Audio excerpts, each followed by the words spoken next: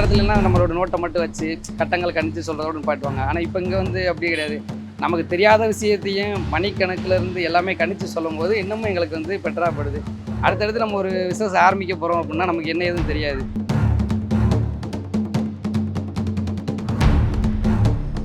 ஒரு 100 ரூபாய் 150 ரூபாய் இந்த மரத்தை வாங்கிட்டு போய் வைங்க, வழிபடுங்க, தினசரி அது கூட பேசுங்க. அதுக்கு உயிர் இருக்கு. அது உங்களோட வேண்டுதலை பிரபஞ்சத்தோட கனெக்ட் பண்ணி விடும். இதுதான் பரிகாரம்.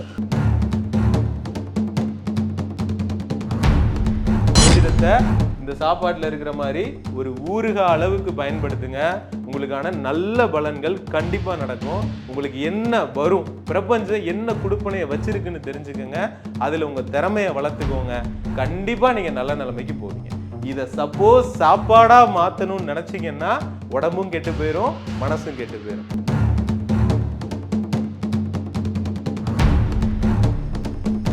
எந்த நட்சத்திரம் நல்லது பண்ணுது, எந்த நட்சத்திரம் கெட்டது பண்ணுதுங்கிறத எடுத்துட்டோம். கெட்டது பண்ற நட்சத்திரத்தை விட்டுட்டு நல்லது பண்ற நட்சத்திரத்தோட ரேசஸ் ரிசீவ் பண்றதுக்காக நம்ம அனுப்பி வைக்கிறோம். OS பக்தி நேயர்களுக்கு வணக்கம். நான் உங்கள் அபிநயா. இன்னைக்கு நம்ம எங்க இருக்கோம் அப்படின்னு பாத்தீங்கன்னா திண்டுக்கல் மாவட்டம் நத்தத்துல தான் இருக்கோம். இங்க எதுக்காக வந்திருக்கோம் அப்படின்னா ஜாதகத்துல ஜோதிட முறையில ஒரு வித்தியாசமான அணுகுமுறையை கொண்ட ஒருத்தரை தான் சந்திக்க வந்திருக்கோம்.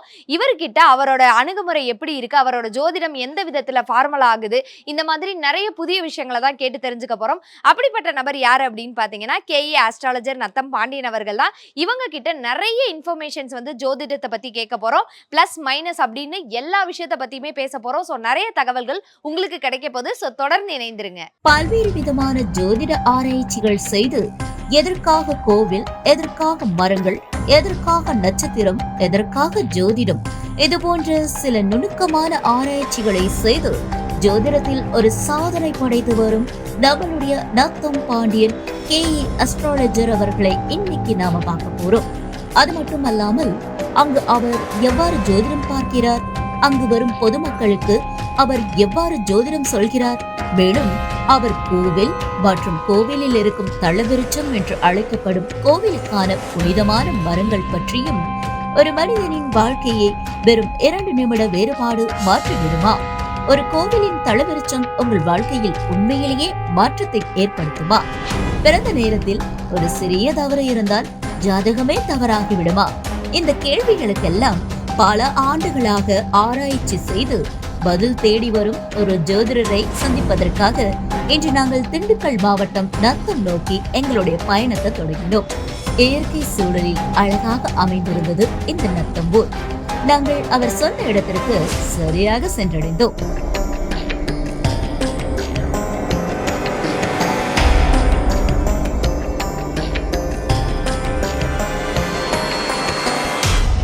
வழக்கமான ஜோதிட அலுவலகம் என்று நினைத்துக் கொண்டு சென்ற எங்களுக்கு அங்கு காத்திருந்தது முற்றிலும் வித்தியாசமான அனுபவம்.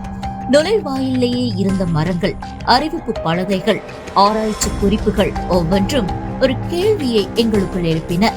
நாங்கள் அவருடைய அலுவலகத்திற்கு சென்ற போது அவருடைய அலுவலக வாயிலில் அவர் குறிப்பிட்ட தளவிருச்ச மரங்கள் நிறைய இருந்தது.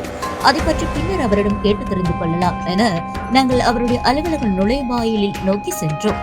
அவருடைய அலுவலகத்தின் நுழைவாயிலில் உள்ள ஒரு பெரிய போர்டில் எழுதப்பட்ட வாசகம் அவர் ஜோதிடம் மீது எப்படி ஆர்வமாக உள்ளார் என்பதை எங்களுக்கு காட்டியது.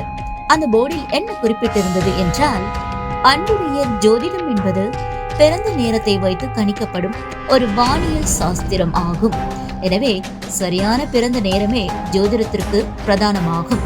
உண்மையில் குழந்தை பிறந்த நேரம் என்பது தலை வெளியே வருவதோ, கால் வெளியே வருவதோ, உடல் வெளியே வருவதோ அல்ல. குழந்தையின் தொப்புள் கொடியை வெட்டிய பிறகு குழந்தையின் முதல் சுவாசம் ஆரம்பிக்கும். அதுவே பிறந்த நேரமாகும். அந்த நேரத்தை பிரசங்க முறைப்படி எடுக்க ஜாதகர் நேரில் வருவது சிறப்பு. பிறந்த நேரத்தை சரி செய்த பின்னர் ஜாதகம் பார்க்க வேண்டும். ஏனெனில் 2 நிமிட இடைவெளியில் பிறந்த குழந்தைகளுக்கு ஒரே வாழ்க்கை அமைவதில்லை. இவ்வாறு ஜோதிடத்தை பற்றி மிக தெளிவாக அந்த போர்டில் எழுதப்பட்டிருந்தது. நாங்கள் அதை படித்துவிட்டு உள்ளே சென்ற போது அவருடைய அலுவலகத்தில் வரவேற்பு அறையில் இருந்த பெண்மணியிடம் நாங்கள் ஜோதிடர் பாண்டியன் ஐயா அவர்களை பார்ப்பதற்காக சென்னையில் இருந்து வந்திருப்பதாக கூறினோம். அதற்கு ஐயா அவர்கள் உள்ளே ஜோதிடம் பார்த்து கொண்டிருக்கிறார், சிறிது நேரம் வெயிட் பண்ண சொல்லி எங்களிடம் கூறினார். நாங்கள் அவருக்காக காத்து கொண்டிருந்தோம். நாங்கள் காத்திருந்த சில நிமிடங்களில் பல்வேறு வயதினரும் அங்கு வந்து கொண்டே இருந்தனர். சிலர் தொழில் தொடங்கலாம் என்று, சிலர் குழந்தையின் எதிர்காலத்தை அறிய, சிலர் திருமண பொருத்தம் பார்க்க, சிலர் பல வருடங்களாக தீராத பிரச்சனைகளுக்கு ஒரு வழி தேடி வந்திருந்தனர். நிறைய பேர் வெளியூர் மற்றும் உள்ளூர்களிலிருந்து வந்திருப்பதை நம்மால் காண முடிந்தது. ஒரு வழியாக நாங்கள் KE ஜோதிடர் நத்தம் அவர்களை அவருடைய அலுவலகத்தில் சந்தித்தோம். அவரின் அலுவலகத்திற்கு நேரில் சென்று பார்ப்பது ரொம்பவே பெருமையா கருதுகிறோம். மேலும் அந்த அலுவலகத்தை சுற்றி பார்க்கும்போது எங்களுக்கு ரொம்பவே ஆச்சரியமா இருந்தது.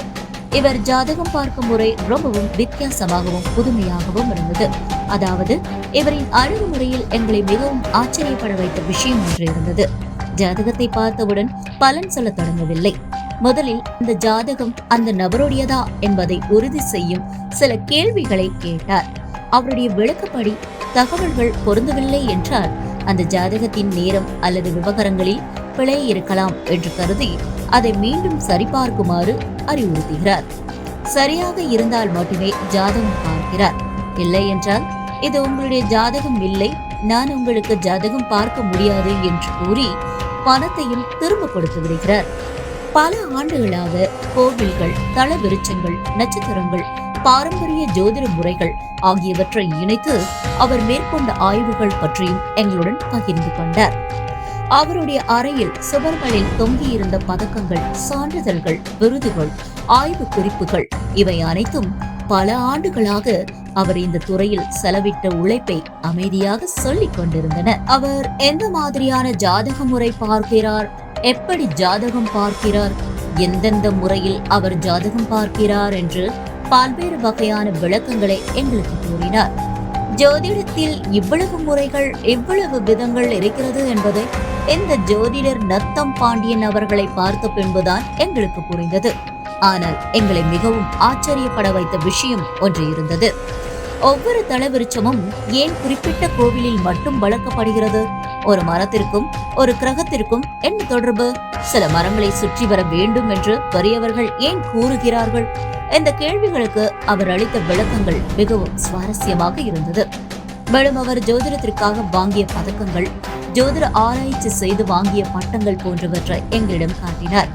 உண்மையில் இந்த நத்தம் பாண்டியன் அவர்கள் ஜாதகம் பார்ப்பதற்கு ஒரு தலை சிறந்த ஜோதிடராக எங்களுக்கு தெரிந்தது.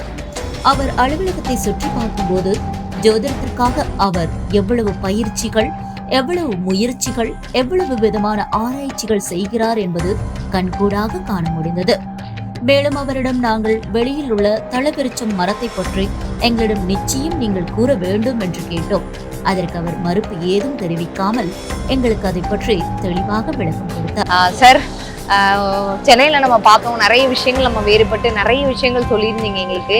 இங்க வந்து உங்களை நேர்ல பார்க்கலான்னு வந்தா இங்க ஒரு மரத்துக்கும் ஒரு பேர் இருக்கு. நான் ஃபர்ஸ்ட் என்ன நினைச்சேன்னா ஏதோ மரங்கள் வச்சிருக்கீங்க, மரம் நட்டு வச்சிருக்கீங்க, அப்புறம் கீழே பார்த்தா ஒரு பேரு, அதுக்கு மேல ஏதோ ஒண்ணு எழுதி வேற வச்சிருக்கீங்க. சோ இத பத்தி கொஞ்சம் பேசலாமா? ஒவ்வொரு நட்சத்திரத்தோட ஸ்தல விருட்சம். ஓகே. நம்ம சிவன் கோயில்கள்ல எல்லாம் இருக்கு இல்லைங்களா, ஸ்தல விருட்சம். ஆமாமா. அது என்னன்னா முதல்ல சிவனே ஸ்தல விருட்சத்துக்கிட்ட வந்துட்டு அதுக்கப்புறம் தான் கோயிலுக்குள்ள வந்ததா ஐதீகம் வரும். ஏன்னா நீங்க எந்த கதையை எடுத்து படுத்தீங்கன்னாலும் இந்த மரத்தடியில சிவன் தான் தோன்றினாரு அந்த மாதிரி. ஏன்னா இந்த ஒவ்வொரு மரமும் இந்த நட்சத்திரங்களோட ரேசஸ், அந்த கதிர்களை இழுத்து கொடுக்கறதுல இதுக்கு நிகர் இது மட்டும்தான். பெரிய பெரிய கோயில்கள் எல்லாமே ஸ்தல மரத்துக்காக கட்டினதான். நம்மளோட எனர்ஜி எங்க நல்லா இருக்கோ, எந்த மரத்துக்கிட்ட நல்லா இருக்கோ அங்க போய் வழிபடுறது நல்லது. அதனால 27 நட்சத்திரத்திற்கு நம்ம முன்னோர்கள் மரங்களை வகுத்து கொடுத்துட்டாங்க. அதுக்காக ஒரு டீகோட்டா தான் இங்க நம்ம வச்சிருக்கோம். வர்றவங்களுக்கு நம்ம வந்து பலன் சொல்லிட்டு என்ன சொல்றோம்னா லட்சக்கணக்குல பரிகாரம் அப்படிலாம் சொல்றது சிம்பிளா ஒரு 100 ரூபாய் 150 ரூபாய் இந்த மரத்தை வாங்கிட்டு போய் வைங்க, வழிபடுங்க, தினசரி அது கூட பேசுங்க. அதுக்கு உயிர் இருக்கு, அது உங்களோட வேண்டுதலை பிரபஞ்சத்தோட கனெக்ட் பண்ணி விடும். இதுதான் பரிகாரம். இதோட டீகோட்டிங்கா நம்ம வீடியோல எல்லாத்தையும் எடுத்து வைக்கிறேன். இப்ப நான் சொல்றப்ப உங்களால நம்ப முடியாம கூட இருக்கலாம். ஆமா, நான் எப்படி ஒரு மரம் வளர்த்தா யூனிவர்ஸ் கூட கனெக்ட் ஆகும் அப்படின்னு யோசிக்கிறேன். நம்ம சித்தர்கள் நமக்காக டீகோட்ல சொல்லி வச்சுட்டு போன விஷயமே இவ்வளவுதான். இத பத்தின விரிவா நான் சொல்றேன். எல்லா மரத்தையுமே கூட நீங்க கவர் எல்லாமே நாங்க எடுத்துட்டோம். எடுத்ததுக்கு அப்புறம் தான் எங்களுக்கு தோணுச்சு என்னடா இது வித்தியாசமா மரத்துக்கு கீழே ஒரு பேரு அப்படின்ட்டு. சரி, இது எல்லா பேர்லயும் அந்த சிவனே இந்த பேர்ல தான் இருக்கும். Okay. கடம்பனேஸ்வரர். Okay. தேமாமரம்னா அது மாமரம் இல்லைங்களா? ஆமா. அது ஏகாம்பரநாதர். ஏக்னா ஒண்ணு, ஆமரம்னா மாமரம். சோ அது Okay. வேப்பமரம், வேப்பங்காட்டு ஈஸ்வரன் திருட்டாதி. Okay, so okay. அந்த மாதிரி இலுப்பை மரம், இலுப்பை பெட்டு சிவன் கோயில் அங்க இருக்கு. So Okay. அந்த மாதிரி வன்னி மரம், வன்னியப்பர். Okay. எருக்கு, வெள்ளருக்கு நாதர் ஆர் வெள்ளாடை நாதர். Okay. ஓகேங்களா? பலாமரம், பலாச வனேஸ்வரர் கோவில். Okay. வஞ்சி மரம், வஞ்சிநாதர் கோவில். ம். ஆறு வந்து வஞ்சிலேஸ்வரர் கோவில் அரூர். Okay. ஓகேங்களா? மராமரம், மராமரதீஸ்வரர் என்ற சிங்கேஸ்வரர் Okay. இருக்காரு. இங்க பிராய் மரம், பிராய்நாதர்னே ஒருத்தர் இருக்காரு திருச்சி. Okay. ஓகே. மகிழ மரம், மகிழவனேஸ்வரர். Okay. ஓகே. விலாமரம், விலாமரநாதர். Okay. ஓகேங்களா? இது மருத மரம், மருதீஸ்வரர். Okay. சோ இந்த மாதிரி ஒரு மரத்துக்கும் வந்து ஒரு பேர் இருக்கு. அந்த பக்கம் போனீங்கன்னா நான் சொல்லிட்டே இருப்பேன். ஓகே. சோ இந்த மாதிரி ஒரு மரத்துக்கும் ஒரு பேர் இருக்கு. சிவபெருமான் இருக்காங்க. நமக்கு என்ன பிரச்சனையோ ஓகே. அப்ப நம்ம எங்க போகணுமோ அந்த நட்சத்திரம் எனக்கு காமிச்சு விடு. எனக்கு ஜாதகம் பாக்குறப்ப எந்த நட்சத்திரம் நல்லது பண்ணுது, எந்த நட்சத்திரம் கெட்டது பண்ணுதுங்கிறத எடுத்துட்டோம். ஓகே. கெட்டது பண்ற நட்சத்திரத்தை விட்டுட்டு நல்லது பண்ற நட்சத்திரத்தோட ரேசஸ் ரிசீவ் பண்றதுக்காக நம்ம அனுப்பி வைக்கிறோம். நம்ம ஓகே. பாடி வந்து என்ன பண்ணும், இப்ப எப்படி சொல்றதுன்னா, இப்ப நம்ம பிறக்கிறவங்க ம். என்கிட்ட என்ன கொடுக்குறீங்க, ஸ்கேன் ரிப்போர்ட்டா தர்றீங்க, இல்ல. நோய் நொடி எல்லாம் கண்டுபிடிக்கிறதுக்கு பிறந்த நேரம் தானே. ம். அப்ப என்னன்னா அந்த நேரத்துல இங்க வந்த கதிர்களை தானே நம்ம டீகோட் பண்றோம். ம். அப்ப இப்ப எந்த கதிர்கள் நல்லா இல்ல அப்படிங்கறது எங்களுக்கு தெரியும். ம். உங்களுக்கு எந்த கதிர்கள் வேணும் அப்படிங்கறது எங்களுக்கு தெரியும். சோ உங்களுக்கு நீங்க கேட்கிற பலனை எந்த நட்சத்திர கோவில் தருதோ அந்த நட்சத்திர கோவிலுக்கு நான் சொல்ற நேரத்துல போறது ரொம்ப பெனிஃபிட்டா இருக்கு. ஓகே. மேலும் நாங்கள் அங்கு வந்த ஒரு சிலரிடம் அவரை பற்றி கேட்டோம். அவரை பற்றி கூறும்போது ரொம்பவே ஆச்சரியமாக இருந்தது. வணக்கம், நாங்கள் மேலூர்ல இருந்து வரோம். இங்கே ஃபர்ஸ்ட் டைம் வரும்போது எங்களோட ஜாதகத்தை காமிச்சு கேட்டோம். எங்களுக்கு அடிக்கடி சண்டை வரும். இப்போ 2 பேரும் ஒத்துமையாக நல்லா இருக்கும். இப்போ செகண்ட் டைம் வந்திருக்கோம். என் ஹஸ்பண்ட் பிஸ்னஸ் ஸ்டார்ட் பண்ண போகிறாங்க. அதுக்காக கேட்கலான்னு வந்தோம். பெஸ்ட்டாக சொல்லியிருக்காங்க. ஹாப்பியாக இருக்கும். லாஸ்ட் டைம் நாங்கள் வரும்போதுமே ஒரு விஷயமா தான் வந்து அது நல்லபடியாக நடந்துச்சு.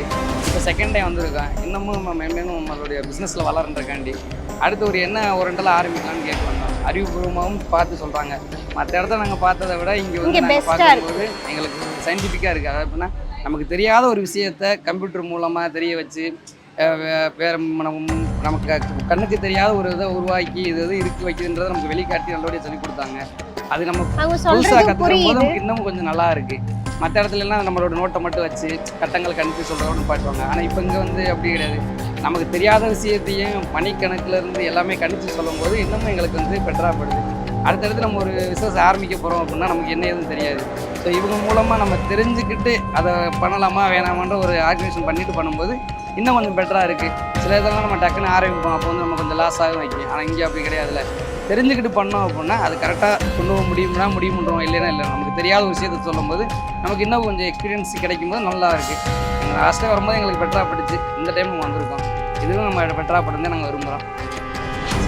நன்றி. மேலும் எப்படி இவர் இவ்வளவு சரியாக பலன்கள் சொல்கிறார், எப்படி இதை கணக்கிடுகிறார் என்பதை மக்களுக்கு தெரிய வைக்கவும், எவ்வாறு ஜாதகம் இவ்வளவு தெளிவாக கூறுகிறார் என்பதை மக்களுக்கு காட்ட வேண்டும் என்ற எண்ணத்தில் நிறைய தகவல்கள் கேட்டோம். அதற்கு அவர் எங்களுக்கு நிறைய விஷயங்களை படமிட்டு காட்டினார். இது ஒரு சாதாரண ஜோதிடரின் பேட்டி அல்ல. பல ஆண்டுகளாக அவர் மேற்கொண்ட ஆய்வுகள், அனுபவங்கள் மற்றும் பாரம்பரிய அறிவை உங்களிடம் கொண்டு சேர்க்கும் ஒரு தொடர். இது நிறைய எபிசோடாக நம்முடைய OS பக்தி சேனலில் தொடர்ந்து வரும் என்பதை மகிழ்ச்சியுடன் தெரிவித்துக் கொள்கிறோம். இந்த நிகழ்ச்சியை பற்றிய உங்கள் கருத்துக்களை கீழிருக்கும் தொலைபேசி எண் மற்றும் மின்னஞ்சலில் தெரிவிக்கலாம்.